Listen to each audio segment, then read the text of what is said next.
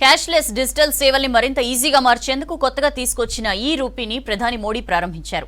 Cashless, contactless గా దీన్ని తయారు చేశారు. మొదట ఆరోగ్య రంగ సేవల్లో ఈ రూపీని అమలు చేయనున్నారు. ప్రధాని మోడీ మాట్లాడుతున్నారు. లైవ్ చూద్దాం. दिल्ली के किसी सरकारी दफ्तर में सीधे भेज पाएगा। आज जेम यानी government e market place portal से ये मुमकिन है। क्या 8-10 साल पहले किसी ने सोचा था कि हमारे सर्टिफिकेट्स, डॉक्यूमेंट्स हर समय डिजिटली हमारी जेब में होंगे और हर जगह एक क्लिक पर इस्तेमाल हो पाएंगे। आज ये डिजी लॉकर से मुमकिन है।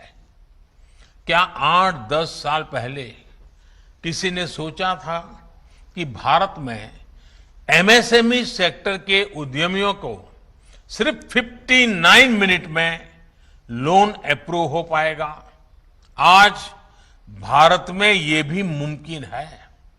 और इसी तरह 8-10 साल पहले क्या आपने सोचा था कि आप किसी काम के लिए एक डिजिटल वाउचर भेजेंगे और काम हो जाएगा? आज ये भी ई रूपी के जरिए मुमकिन हो चुका है। मैं से कितने ही उदाहरण आपको गिना सकता हूं। इस महामारी के दौरान भी देश ने तकनीक की ताकत को महसूस किया है। आरोग्य सेतु ऐप का उदाहरण भी हमारे सामने है। आज ये ऐप सबसे ज्यादा डाउनलोडेड ऐप में से एक है। इसी तरह कोविन पोर्टल भी आज हमारे वैक्सीनेशन प्रोग्राम में, वैक्सीनेशन सेंटर के चयन में, रजिस्ट्रेशन में, वैक्सीन सर्टिफिकेट प्राप्त करने में देशवासियों की बड़ी मदद कर रहा है। पुरानी व्यवस्था चल रही होती तो वैक्सीनेशन लगवाने के बाद सर्टिफिकेट के लिए दौड़ना पड़ता होता है। दुनिया के कई बड़े देशों में भी आज पेपर पर हाथ से लिख करके सर्टिफिकेट दिया जा रहा है, लेकिन भारत के लोग एक क्लिक में डिजिटल सर्टिफिकेट डाउनलोड कर रहे हैं।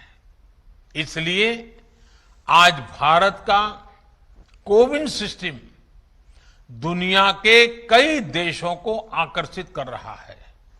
भारत इसे दुनिया के साथ साझा भी कर रहा है। साथियों, मुझे याद है कि 4 साल पहले जब भीम ऐप लॉन्च किया गया था, तब मैंने कहा था कि वो दिन दूर नहीं जब अधिकांश बिजनेस ट्रांजैक्शन नोट और सिक्कों के बजाय डिजिटली होंगे। तब मैंने ये भी कहा था कि इस बदलाव से सबसे अधिक गरीबों, वंचितों, छोटे व्यापारियों, किसानों, आदिवासियों का सशक्तिकरण होगा, वो एम्पावर होंगे। आज हम ये साक्षात अनुभव कर रहे हैं। हर महीने यूपीआई ट्रांजैक्शन के नए रिकॉर्ड बन रहे हैं।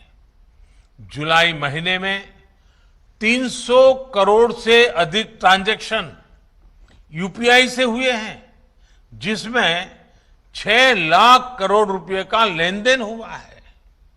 आज चाय, जूस और फल सब्जी का ठेला लगाने वाले भी इसका उपयोग कर रहे हैं। वहीं भारत का रुपे कार्ड भी देश का गौरव बढ़ा रहा है। सिंगापुर, भूटान में भी इसे लॉन्च किया जा चुका है।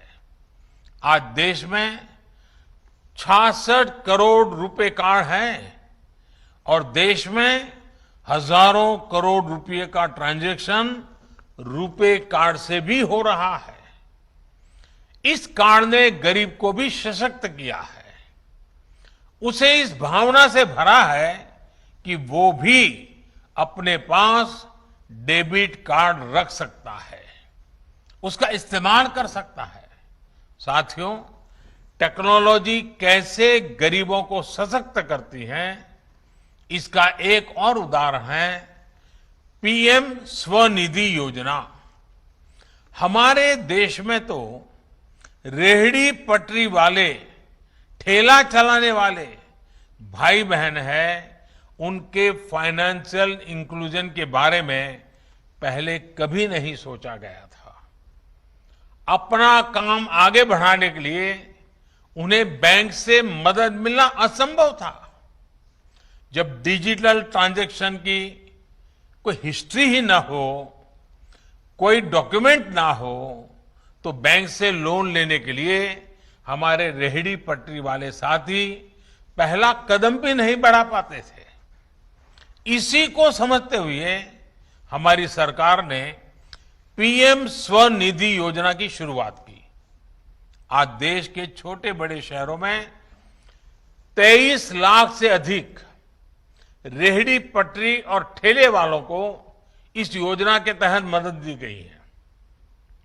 इसी कोरोना काल में करीब करीब 2300 करोड़ रुपए उन्हें दिए गए हैं। ये गरीब साथी अब डिजिटल ट्रांजैक्शन कर रहे हैं और अपना लोन चुका रहे हैं। यानी अब उनके लेन देन की एक डिजिटल हिस्ट्री बन रही है। पीएम स्वनिधि में ये व्यवस्था की गई है कि 10,000 रुपए का पहला लोन चुकाने पर 20,000 का दूसरा लोन और दूसरा लोन चुकाने पर 50,000 का तीसरा लोन रेहड़ी पटरी वाले साथियों को दिया जाएगा। आपको जानकर खुशी होगी कि आज सैकड़ों रेहड़ी पटरी और ठेले वाले भाई बहन अब तीसरा लोन प्राप्त करने की दिशा में आगे बढ़ रहे हैं। साथियों, देश में डिजिटल इंफ्रास्ट्रक्चर और डिजिटल ट्रांजैक्शन के लिए जो काम पिछले 6-7 वर्षों में हुआ है, उसका लोहा आज दुनिया भी मान रही है। विशेषकर भारत में फिनटेक का बहुत बड़ा आधार तैयार हुआ है। ऐसा आधार तो बड़े बड़े देशों में भी नहीं है। देशवासियों का पॉजिटिव माइंडसेट, फिनटेक सॉल्यूशन को एडॉप्ट करने की उनकी क्षमता भी असीम है। इसलिए ये आज भारत के युवाओं, भारत के स्टार्टअप इकोसिस्टम के लिए भी बेहतरीन मौका है। भारत के स्टार्टअप्स के लिए फिनटेक में अनेकों संभावनाएं हैं। साथियों, मुझे विश्वास है कि ई-रूपी वाउचर भी सफलता के नए अध्याय लिखेगा। इसमें हमारे बैंकों और हमारे पेमेंट गेटवे का बहुत बड़ा रोल है। हमारे सैकड़ों प्राइवेट अस्पतालों, कॉरपोरेट्स, उद्योग जगत, एनजीओज और दूसरे संस्थानों ने भी इसको लेकर बहुत रुचि दिखाई है।